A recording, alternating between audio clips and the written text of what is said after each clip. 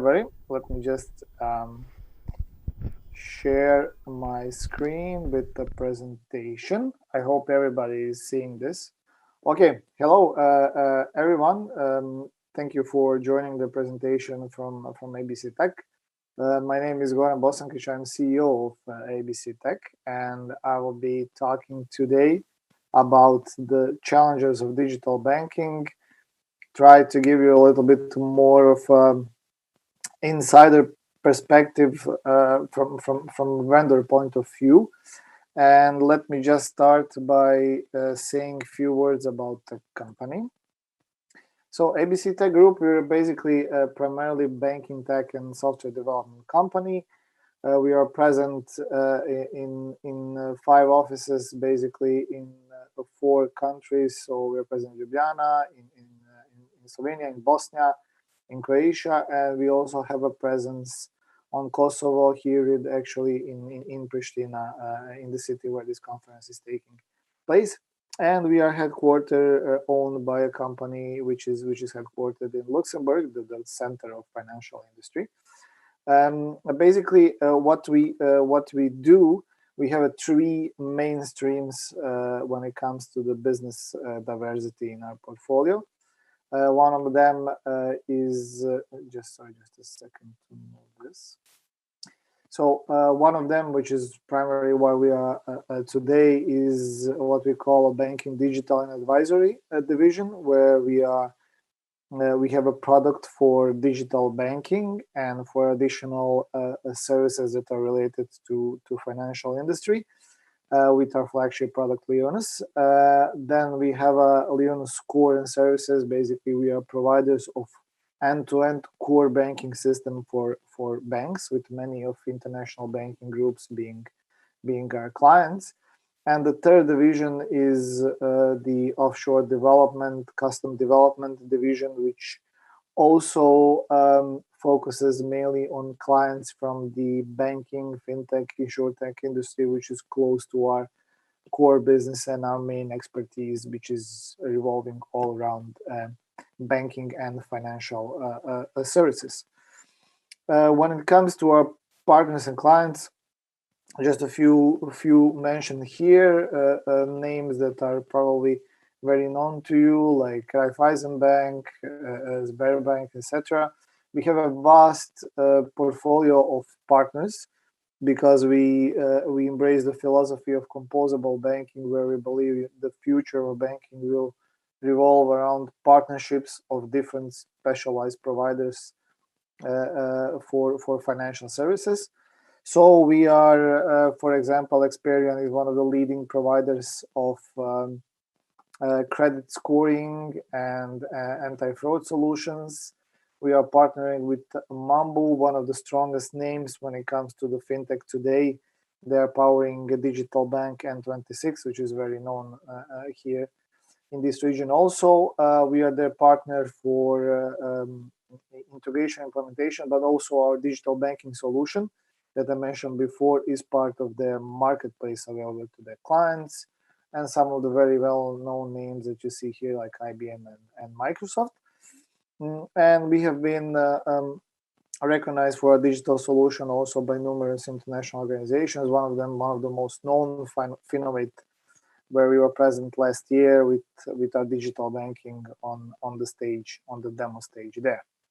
So this is just in short to give you a bit of background. Why am I here today, and why am I talking about a digital banking? And of course, last but not least important, the fact that we are present on Kosovo market with our local office, which is also part of all these 3 divisions. So doing also the digital banking and the offshore development for banks and fintech institutions.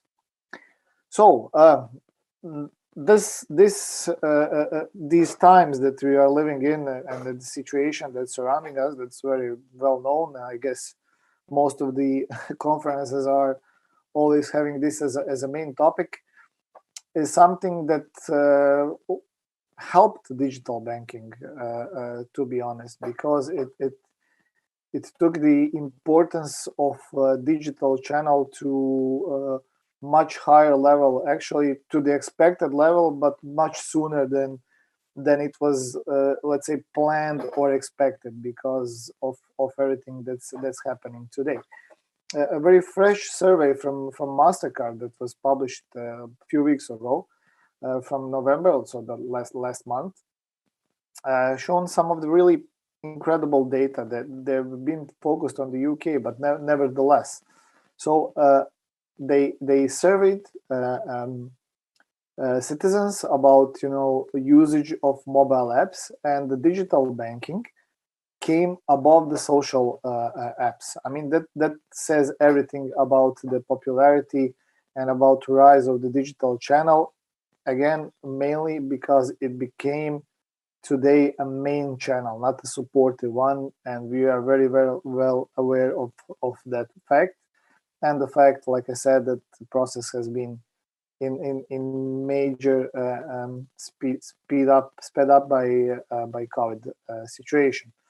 So there has been a slight paradigm shift here, where basically digital or the online is now being supported by offline, if present at all, at some countries due to the lockdown and other surrounding circumstances about that.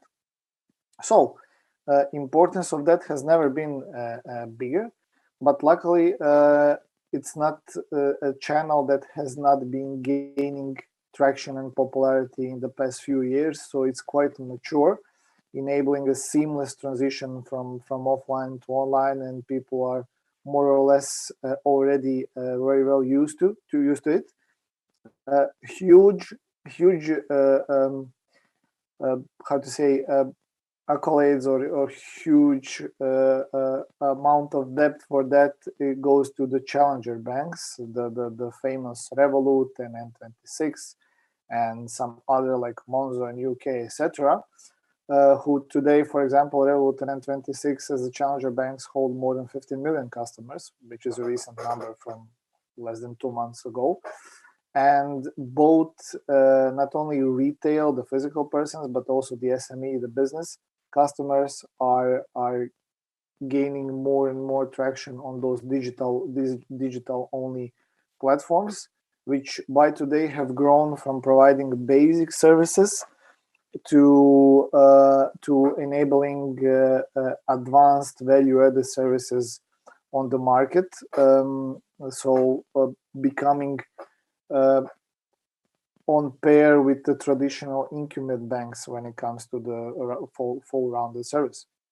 Of course, we cannot forget about the European Union regulatory part, where PSD2, the open API initiative between banks, helped such financial challengers to introduce some of the very interesting services. Like one of the most known, which Revolut recently introduced, is the possibility to have multiple accounts in one mobile banking app from different banks and have them all in one place. And of course, something that's happening recently, what has been expected in the industry for quite some time, and that's Google entering the banking arena with its Google Plex, starting now in the US, partnering with many banks, enabling users of Google Pay app to use banking services and banking accounts through the application, which will have definitely a significant impact on the industry itself. But not to give all the credit to the challenger banks. The incumbents or the traditional banks, as we call them, have not been set aside for that period of time. So they've been catching up on the challengers because they had to. They had no other choice. Introducing today some of them, not only same but even better level of services, because they so to speak gather their heads and use the extensive knowledge and legacy that they have providing banking services for, I can say, hundreds of years. Plus, as opposed to many challenger digital banking providers, they are already profitable business, so not relying on the investment and investment backers. So they knew a thing or two more than the challengers, and they leverage it on that, leverage on the premium services, focusing on loan and overall providing much better profitability compared to those players. And when it comes to services and user experience, they're becoming better and better.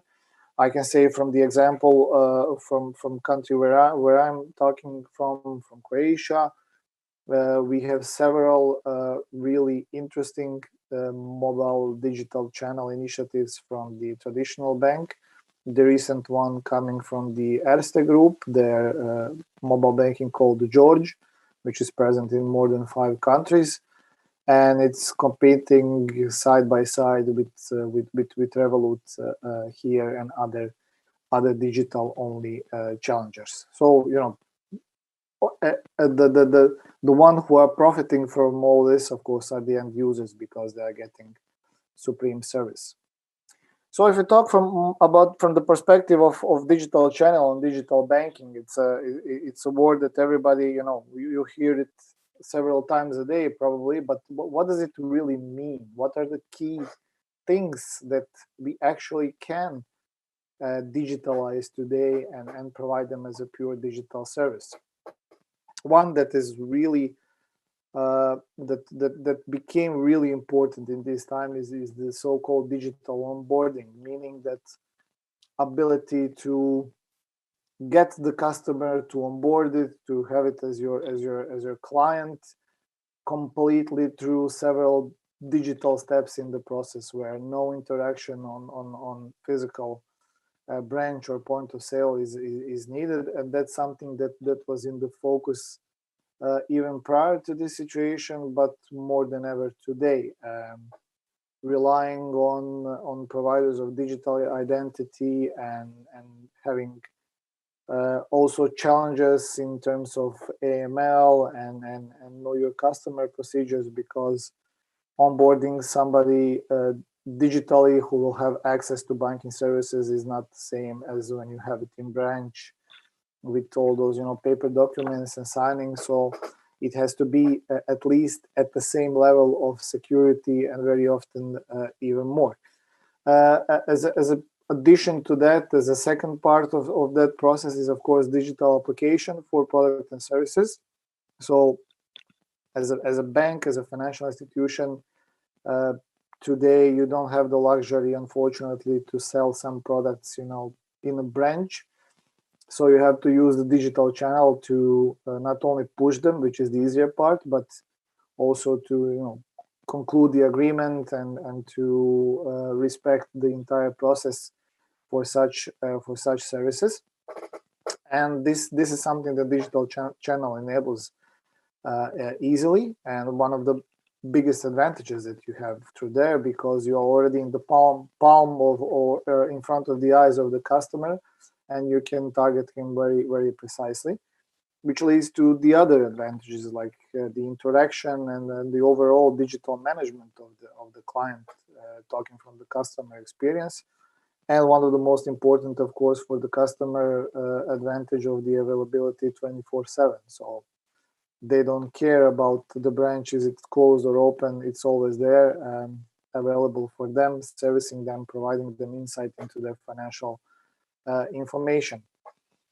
If we talk from the perspective of products and services that are offered in the bank, aforementioned client verification, review of the digital application, whether for opening account or for consuming products of the financial institution, digital approval, digital delivery. This is something that's very important, combined with this digital application for products and services.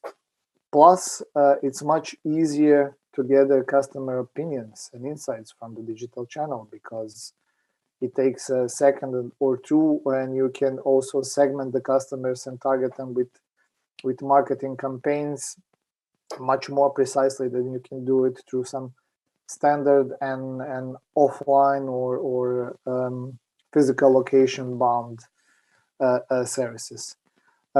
When combined these two, they provide a huge benefit for the institutions. The digitalization does not only provide benefits for the end customers. Of course, it provides benefits for the provider itself, for the banks, financial institutions, because suddenly it enables huge impact on the cost benefit side, because through digital channel, I mean, when you are in a branch, you have to interact one-on-one. You have the banker, you have the client on the branch. Through digital channel, one banking expert or teller can service numerous clients through the digital channel, which of course is much more cost effective. Plus everything that's going through the digital channel is easily recorded and stored and archived, which is usually huge burden for the compliance, because we cannot forget that financial services are heavily regulated, and this is a significant part of their businesses. And of course, as a cherry on top, the integration with third-party services and cross-selling, not only the internal operational, in terms like you mentioned DMS or CRM, where you can easily exchange the information about the customer and target them with products and services, but also it's much easier to introduce some kind of cross-selling interaction, which is popular today. For example, selling insurance through the digital channel, which is usually very close to the banking business, or if you are a bank that doesn't offer some kind of financial product, you can resell it from another institution, etc. So there are numerous options there, which are easily available just by connecting to APIs and signing a contract, and there you are offering a service. But what's the most important thing for the end user in that part is the user experience. So like we saw in the previous slide, so there is no lack of offering, so everybody's there. Challengers are there, the incumbents are there.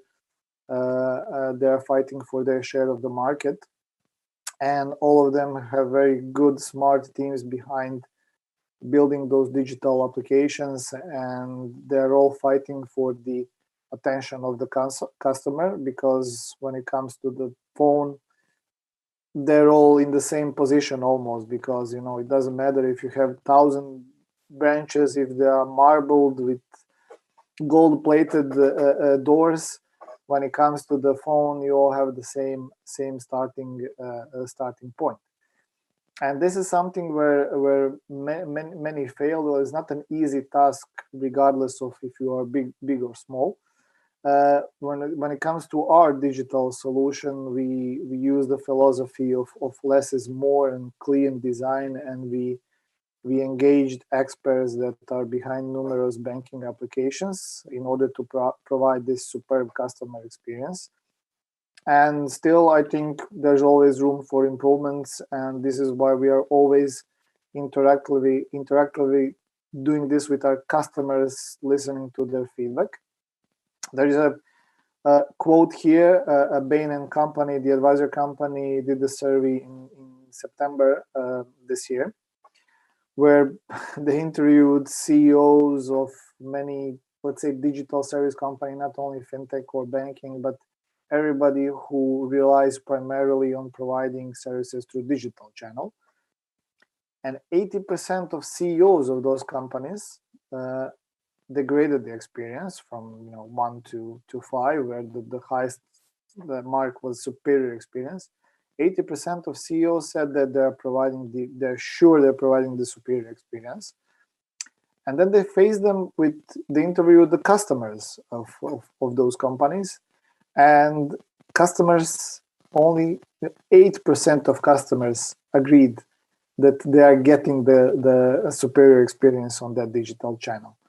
So very often it's it's a trap where the companies or even banks are falling into building the user experience from their perspective, from the perspective of somebody who knows everything about the product and about the process and about the background that's happening behind the offering, whether it's comprehensive banking or just simple financial services. Whereas and there are usually category of enthusiasts if you talk about them, if you look them from a consumer perspective. But on the other hand, the audience using digital banking products, very often, majority of them just wants something simple, something clean, something functional, and they don't want to be bothered with too many technicalities or details. They need the overview of their financial health or transactions. They need to be able to send money, receive money, check their transactions, share a bill or manage their cards, everything in a manner that's very understandable and requires really a minimum learning curve.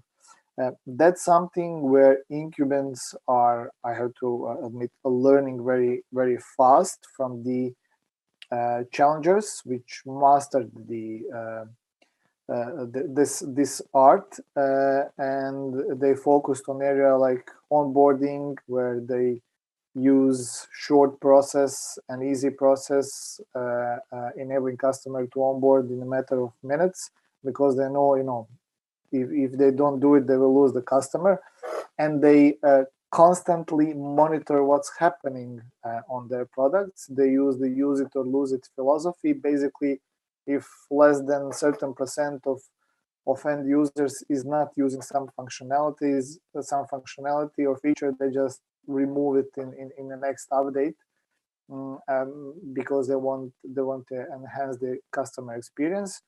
And for example, they do a lot of updates, which was previously very rarely done by incumbent banks. You had the mobile banking; it was same for 2-3 years, even maybe more.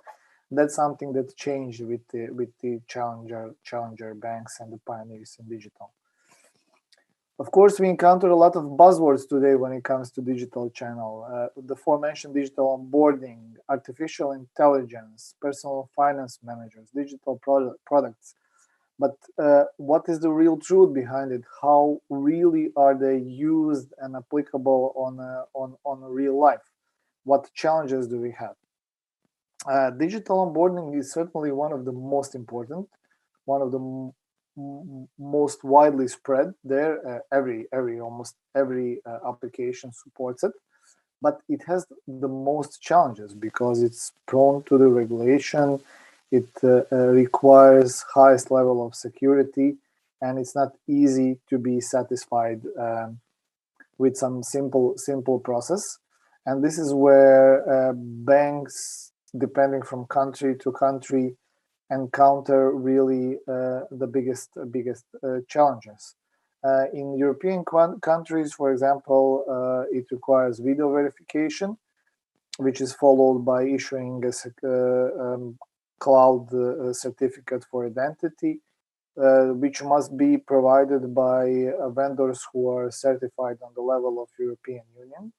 Plus, there are extensive questionnaires for politically exposed person, and there are additional information and documentation that needs to be gathered, which is not very it's not always easy to do it through a mobile phone or through a mobile channel.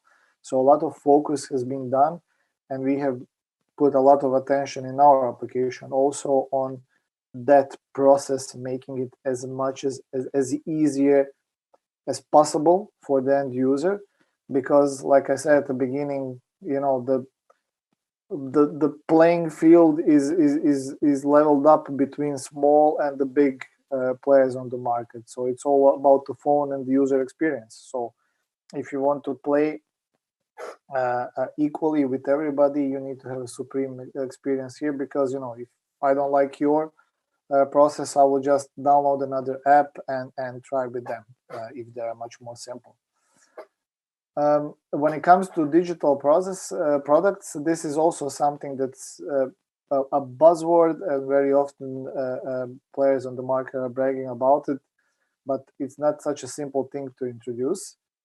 It is one of the perfect areas of application for composable banking, for cross-selling, collaboration with between the different players on the market. They have an extremely low cost of acquisition, but it still lacks real application in this entire region where we are present. Due to legacy, due to old backend systems, it's not very easy to combine everything and expose it as a simple digital product to the end user through the digital channel. So, what's the future when it comes to digital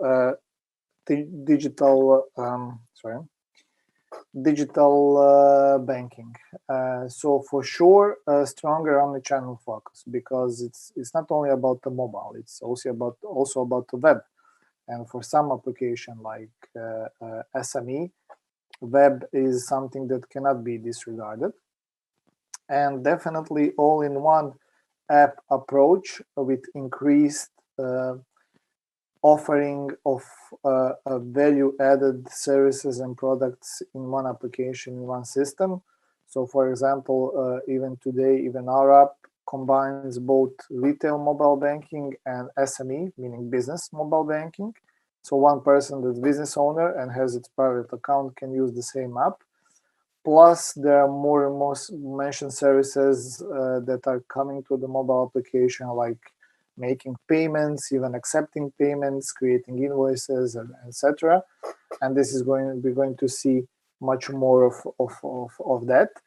Of course, in the area where the regulation enables it, use of PSD2 and SEPA instant payments, the advanced regulated payment services, and of course, artificial intelligence, moving from simple applications that today very often it's just about chatbots with some AI-based responses, etc., is going to increase more and more in terms of using the available data and provide personalized experience and products to the end users, something similar like it's used today on social networks. And of course, the mentioned composable banking 2.0, the collaboration between, perhaps participants that are today not seen as somebody who can collaborate very easily, will become more and more available on digital platforms. And something when we talk about digital banking, which is huge thing coming behind the corner, which is Google Plex. So application that is backed by incredibly huge global data-driven platform that enables and offers banking services. How this is going to disrupt the entire market and how this is going to affect is yet to be seen, but I'm pretty sure that this is something that we will all keep an eye on in the years to come, and banks will not be able to disregard it, and they will have to find a model how to collaborate together with them.